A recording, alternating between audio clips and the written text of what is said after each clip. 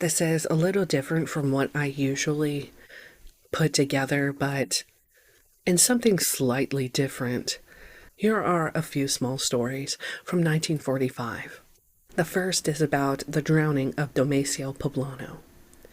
I'm not sure how I came across this article, but I had one of the articles bookmarked on my computer from the El Paso Times, where I guess for some reason they decided to bring back what was literally called Tales from the Morgue. And this was about a woman who identified the bodies of a drowned man and child. On November 5th, 1945, the El Paso Herald-Post released an article about a woman identifying her husband and child's bodies. The Friday before, the body of a man and a 3-year-old child were found in the Franklin Canal. It seems that they were identified on November 5th, 1945, by Mrs. Laurencia Bolivar Poblano of Juarez, Mexico. Laurencia went to mortuaries in El Paso, Texas, and identified her husband, Domacio Poblano, 38, and her son, Armando, who was 3. Laurencia said that the last time she saw her husband was on October 28, 1945 at 6:30 p.m. She's quoted as saying, "Domacio, my husband, left for a walk with the baby in his arms. They never came back." Laurencia had reported them missing on that day, presumably November 5th, to the Juarez police. Laurencia identified clothes of the drowned man as those of her husband's. Domacio was buried in the county cemetery that Saturday by undertakers. The baby's body was at Hagden Harding Mortuary at the time of the article.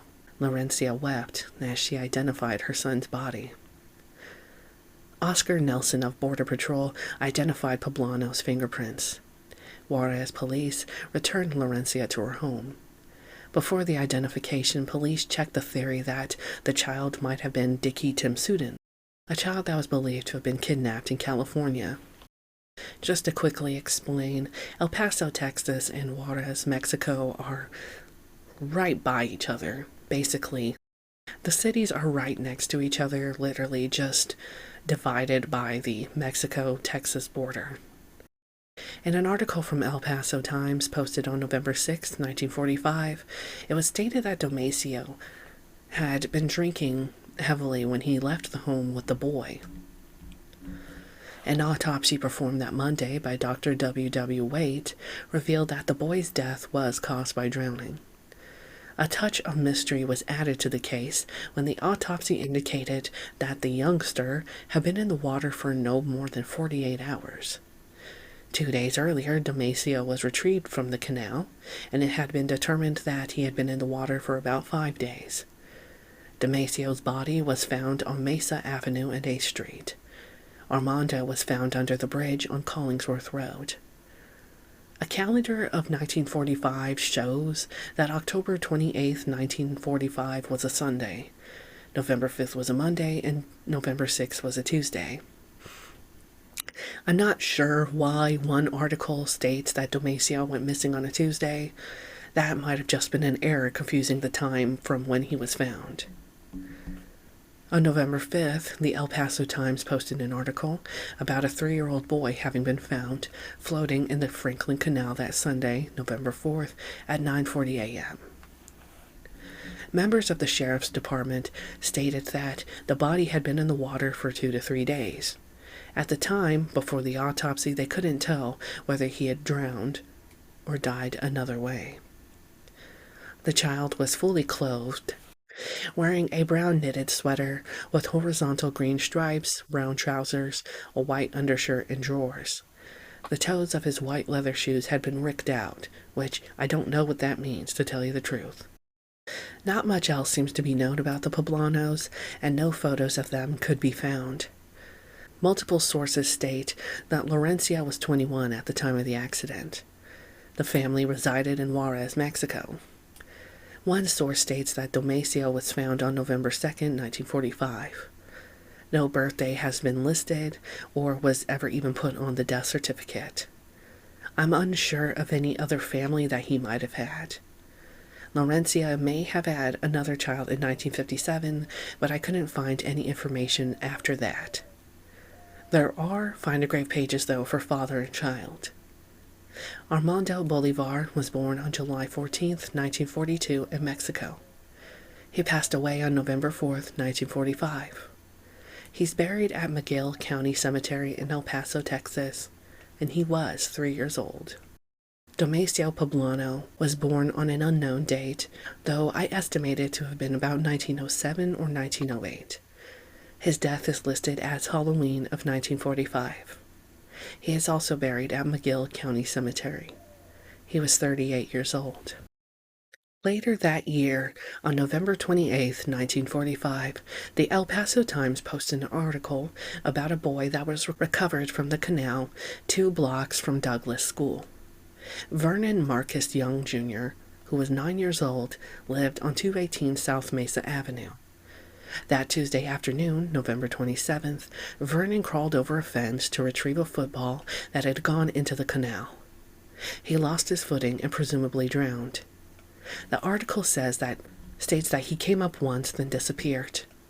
The canal was drained and the body was found after a 2-hour search. Vernon's father, Vernon Sr., was not notified by the time the article came out. Vernon's mother was informed shortly after the accident and arrived to help in the search. There is a Find a Grave page for Vernon. He was born on February 10, 1936, in Enid, Oklahoma. He's listed as having passed away on November 27, 1945. He was buried at Enid Cemetery in Enid, Oklahoma. Another article shows that Vernon was playing football with 3 other boys near the canal.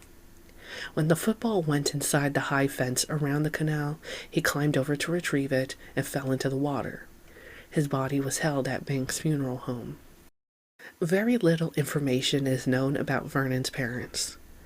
Vernon's father was also born in Enid, Oklahoma, and his mother, Edgar Lee Spencer, was born in Greenville, Texas.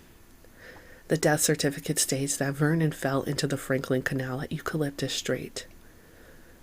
The 1950 census shows that Vernon Sr. and Edgar had moved to Seattle, Washington, and had a daughter named Loretta. Loretta was 11 years old at the time, also born in Oklahoma. Vernon Sr. was born on January 29, 1914, in Enid, Oklahoma. He passed away on April 20th, 1997, in Seattle, Washington. There doesn't seem to be a Find a Grave page about him, nor do I have any details about where he was buried. Edgar Lee Spencer was born on February 28th, 1917, in Greenville, Texas. She passed away on August 9th, 1998, in Issaquah, Washington. I couldn't find a Grave page or burial details on her either. Earlier that year in 1945, on March 6th, the El Paso Herald-Post released an article about the deaths of 2 children within the same family. Francisco Jesus Montoya, 7, drowned March 5th, 1945, after he fell into the Franklin Canal behind Bowie High School. The body was recovered by Police Lieutenant J.W. Manigault, 4 blocks from where the child fell into the water. Marina Josefia Montoya, a 2-week-old infant, passed away on March 6, 1945, in the hospital after an illness. Survivors were her parents, brother Guillermo, and sister Ernestine. Funeral services were held at St. Ignatius Catholic Church. A couple of days later, the Herald-Post released that a 3rd child from the family had died, was Maria Josefina's twin brother, Jose Ramon. There is a Find a Grave page for all 3 children. Despite sharing the same grave, their pages are not connected. Francisco Jesus Montoya was born on September 9, 1937, in Albuquerque, New Mexico. He passed away on March 5, 1945, in El Paso, and is buried at Evergreen Cemetery.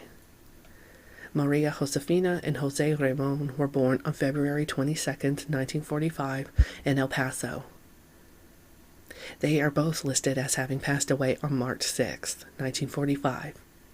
They were only 12 days old.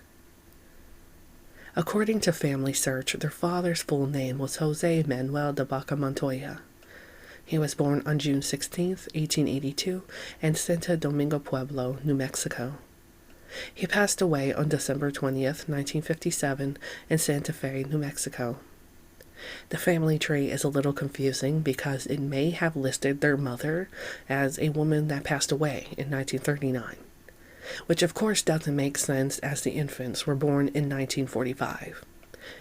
Whatever the case is, it seems that the remaining family members moved to New Mexico after the accidents. People drowning in the El Paso canals is not something new. It isn't something that has stopped either. In modern day, you can do a quick Google search to see articles within the past 5 years alone about people drowning in the canal for one reason or another. In March of 2024, there were 2 bodies found in the canals close to the U.S.-Mexico border. In 2 separate drownings, the bodies were found in canals in San Elizario and Tornillo. A week before that, on March 19th, 2024, 2 other people were saved in a canal near Zaragoza Road. A 3rd person may have been in the water, but they weren't located. People are warned not to jump in the canal, as it has deceptively strong currents. The El Paso Times reported that migrants are frequently found dead by ditch riders that patrol the irrigation canals. In fiscal year 2024, Border Patrol agents have carried out over 240 rescues through the El Paso sector, an area that covers El Paso and all of New Mexico. Part of this is due to smugglers that coerce vulnerable migrants into crossing the border, the latter not understanding how dangerous and unpredictable the canals are. In modern day, when the water rises, they find the dead in the river. From the time they drown, they go down. They don't surface until a couple of days later, about 3 days after they drown, until they float. The bodies, at least what's reported in the news, are usually those of migrants.